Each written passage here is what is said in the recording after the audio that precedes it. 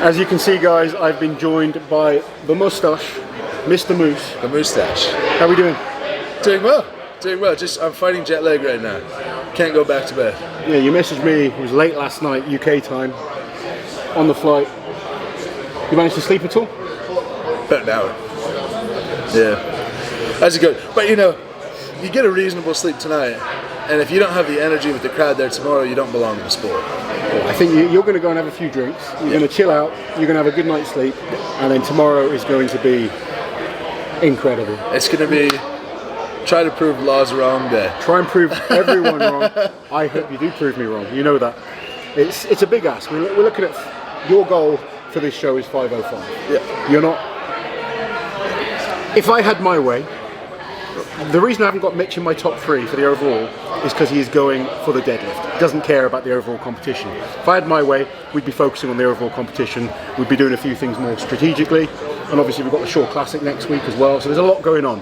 But Mitch has vocally said he wants to try 505. So we've tried to give him the best opportunity to do that in terms of the way we go with the numbers beforehand, the warm-up weights, my understanding of how long he'll have to wait between the warm-ups and the weights, because he doesn't have that experience. A lot of people think it'll just be you go from the warm-ups to lifting your weights. It just doesn't work like that. The Giants live shows, they warm up backstage, then you do the intros to the crowd, then by the time you're doing your first lift, sometimes you're waiting 45-50 minutes. So I actually want him to do his last warm-up after the crowd and probably start at a slightly higher weight. I haven't spoken to you about this yet, but we're talking on camera Whatever now. it is. I think it's important the context though, right? I'm not saying I want to go 505 because I think it's so overwhelmingly likely that I can't not do it. I just think even if, and I believe it's higher, but even if you were to believe there's a 1 in 10 chance, I can't pass that up. Right? I've already told him, I believe there's a 10 to 20% chance that 505 could happen. He believes there's a 60% chance for 62. Yeah. 62%, exactly. Just to be, you know, really on the ball. And yeah, absolutely. You've got to put yourself in these opportunities. If you don't try, you'll never know. It's very easy for us to all sit backstage or sit watching and say, there's no chance of someone doing that. You've got to put yourself in the environment, and that's what you're willing to do. And you don't know what life is going to throw at you, right? You don't know if next year you have a hamstring tweak that you still compete in strongman, but you're never going to get to the deadlift that you're at. And there's a very valuable element to putting something out there, whether you do it or not. And if you put it out there and you do it, you come across as very credible. And if you put something out there and you don't do it in front of that many people, it's an incredible opportunity to be able to eat your words, take your humble pie, and really have a good learning experience from that. Absolutely. And you've proven now with the last few comps that you've done, you're very good at that. You've obviously backed up that you're clearly a very, very strong man. There's no question about that. There was a lot of talk before World's Strongest Man, myself included, needed to be proven wrong, and you've definitely done that. And now, time to step up and perform on the day.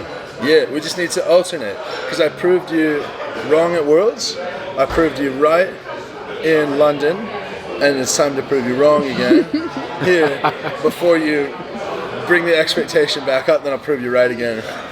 So on and so forth. I want him to focus on winning Canada's Strongest Man this year, then having some time off to focus on building towards Worlds next year. But the way the year's gone, it's just gone comp after comp after comp, which is great. It's a great experience for you. This year, you're kind of fast tracking yourself through what it takes to be a pro strongman, what it takes to be at all the different types of shows as well.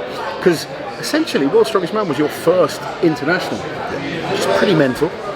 If you take a 12-month period and you say your first 12 months of professional strongman, you come 8th at Worlds, you come 2nd in your first Giants Live, you do 4 other pro shows, 2 of which you come top 5. Where we are now, we would consider that a failure, but you look at the 12 months as a whole, and that's a resounding success. It's already been a good success, and no matter what happens in these next 3 shows, because you've got literally now 3 shows in 4 weeks, 3 weeks? 4. It's a tough schedule, but we take it one day at a time. So the first focus tomorrow on the deadlift. If the deadlift all goes well, do you still focus on the whole show, or are you going to hold back to focus on the Shore Classic next week? I'm a competitor in the end, right? I mean, If you advise me to pull out, I'll pull out. If I get hurt, I'll pull out. But if I just feel a bit fatigued, that's not cause for me to then say I can't do the other events. Because if you think of the other events, we have a hammer hold, which is a throwaway. We have 150 log for reps, which is not that heavy. We've got loading medley and farmer's walk, that's fine. And we've got stones, hang on to finish the day off. So it's not like the rest of the comp is really that exerting. I think systemically I'm going to run into more issues at Shaw than I am tomorrow. Yeah, the accumulative fatigue from the deadlift attempt is what I'm most worried about in terms of how your body recovers from that, because you haven't been to that type of extreme yet. It could be the fact that he pulls it easily and it doesn't take it out of him. That would be best case scenario. I can confidently say it will not be pulled easily. If it's pulled, it will not be pulled easily. I want you to say you're going to pull it easily. do it as a speed rep. Yeah, hopefully the wobble as I lock it out doesn't bother me too much. The main thing is get through tomorrow, because there is still plenty more for you to focus on this year. But loads of people are looking forward to it. I've been getting tons of messages about people wanting to come and see you. You're going out for a couple of drinks tonight. Yep, headed out to the yard. Yeah, I mean, why not? If there's 10 people there in my family, great. If there's 100 people there lined up outside, fantastic. And if there's thousands, I'll just go home. I don't reckon there'll be thousands, but that's one of the best parts of being a professional athlete in Strongman is you can go interact with the fans. You're bigger than all the fans, so no one's really going to harass you or bother you too much. And yeah, I suppose I could learn the hard way, but the hard way is home at 10:30 after a couple of drinks and go to bed anyway. So. Yes. If anyone sees him out past 11, please tell him Uncle Law says get to bed. Mate, best of luck. Cheers. I want you to smash it and just get through as healthy as possible, and then we move on to the next goal. That's right. Next goal, next goal, next goal, next goal. Good man. Take it easy. Guys, make sure you go follow Mitch over on his YouTube channel and on Instagram.